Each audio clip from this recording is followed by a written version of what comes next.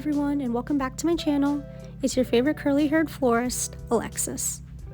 Today I am bringing you another day in the life of a florist video, but this time I'm going to take you guys behind the scenes of one of the biggest weddings that I have for the year. So usually when I have a wedding, I like to make it at least 1 to 2 days before the day of the event. So in the first part of this video, we will process all the flowers and make all the wedding arrangements. Then in the next part, we will set up the arrangements and I will show you the end result. And if you haven't already done so, make sure to like this video and subscribe to my channel so that way I can make more videos like this. So without further ado guys, let's get into this video. I always like to start my day off with clear skin, so I always make sure to wash it in the morning. Then I always like to do a little bit of yoga with mixture with some meditation.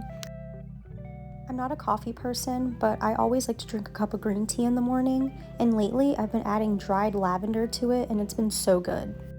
My favorite thing in the entire world right now is avocado toast, so I'm gonna have 2 slices of this to start my day. So I just went to my flower wholesaler to grab all of the flowers that I need for my wedding this weekend, and this is what I grabbed, and they had a ton of really nice stuff like this ranunculus right here in 2 shades, and I also got some really nice pink stilbe, which is like super fluffy and healthy, so this is gonna be good. So now I'm just going to process all my flowers and take it out of the packaging, removing any rubber bands, thorns, leaves from the stems. I don't want anything to get in the water because then that will create bacteria. And here are all my flowers processed. So if you guys are interested and you want to know how I store my flowers without a cooler, click the link in the bio below. That will show you guys to my home flower studio video, and I will show you guys how I keep all my flowers cooled and how I set up my flower studio. I let the flowers soak for 2 hours and grab some lunch from Chipotle. Once my flowers have soaked in some water over a few hours, I then like to take the best flowers and set them aside for the bridesmaids and bridal bouquets. So I'm just taking the best like roses, hydrangea, and I'm just spreading them out amongst the vases, and I'm just taking the best flowers that I see and I'm using those for the bridal and the bridesmaids bouquets because those are the bouquets that are going to be photographed and looked up close and seen the most. So I want those bouquets to have the best flowers. Alrighty guys, so now I'm going to start making the wedding. Now I always like to start off making the boutonnieres just because it's the easiest thing to knock off my list. So I'm just making this boutonniere here and I'm just like kind of clustering the flowers together. I like to put at least 2 different greens just to give it a lot of texture and color. Now if you want a more in-depth video on how I create my boutonnieres and corsages, I do have a class that I hosted back in March. I have the video rerun that you can watch and I will link that in my description box below and that will take you to the class.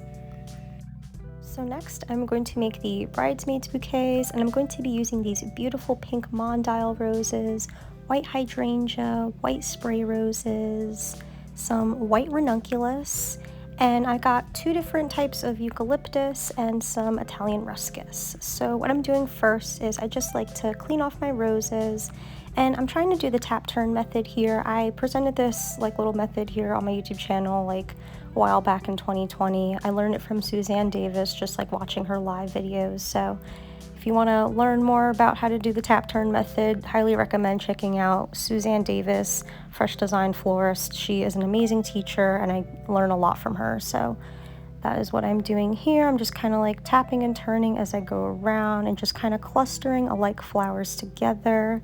I always like to cluster my flowers in groups of 2s and 3s. I find that looks really pleasing to the eye. Also, I just want to mention that I am looking at a mirror while I'm doing this. I find that designing in a mirror really helps just to kind of see all angles of the bouquet. And I also just want to apologize for all my weird little faces throughout this video, but bear with me. Now to finish it off, I just like to give everything a final chop so it's even, and I like to stick it in a vase. Alright, now I got 4 more of these guys to make, so let's get to it.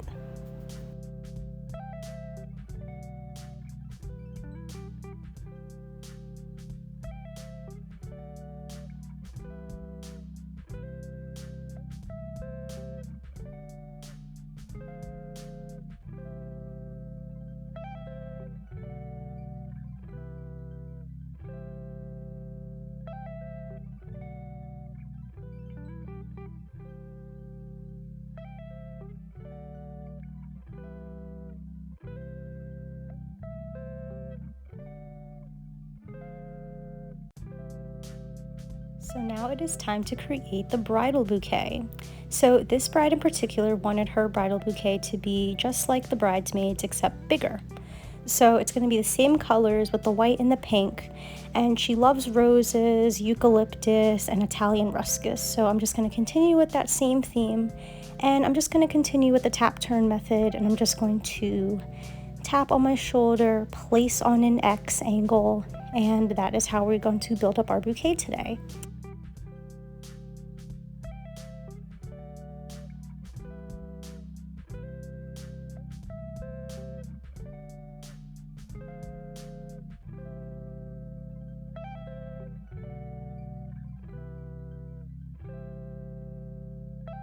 For this bouquet, I'm doing like an ombre effect. So on the left side, I have like my pink flowers, and then they kind of slowly start to transition over to like the white flowers on the right side. And I'm just kind of creating that little effect here. I thought it was kind of pretty, so that is what I'm doing. This pink ranunculus is super important. This was like the #1 thing the bride wanted in her bouquet. So I'm making sure to add that flower in last, and also making sure to just place it high and proud so that way it is visible and she can see it. Now I'm just adding some final eucalyptus accents just to help break up the bouquet a little bit. Anywhere where my eye stops, I'm going to either place a flower and or a piece of greens just to help fill in the area.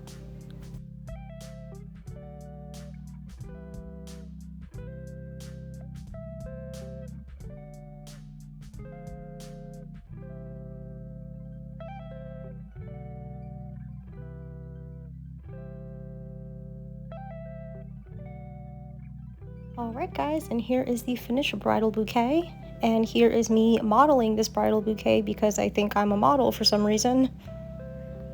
Now, just like the bridesmaids bouquets, I like to give my bouquet a final chop before sticking it into water. I also like to spray my flower bouquet with some Crown and Glory flower preservative to ensure that my flowers will last the entire event.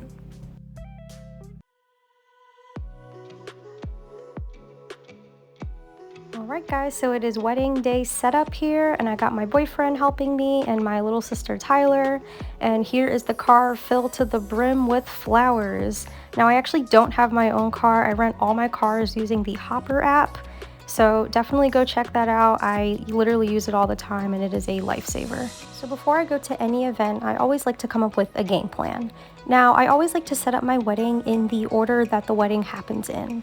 So you want to set up your ceremony first, then cocktail hour, then the reception. I also like to call in advance to figure out what time I can get into the venue so I can start setting up as soon as possible. Alright guys, and this is the result. This is how my wedding turned out. So here's all my centerpieces on the table. I am actually really pleased with how this turned out, if I do say so myself. I think this looks really good. If you are looking for a wedding florist in the Philadelphia area, shoot me an email at alexischristinefba@gmail.com. I would love to help create your next dream event. In next week's video, I'm going to show and explain to you guys how I take my wedding consultations so that way you can maximize your revenue and make sure you are asking the right questions when you're doing your wedding floral consultations. So don't forget to hit the bell notification so that way you get notified when I upload that video. And if you haven't already done so, subscribe to my YouTube channel so that way I can make more videos like this. Thank you so much for watching today, guys. Bye!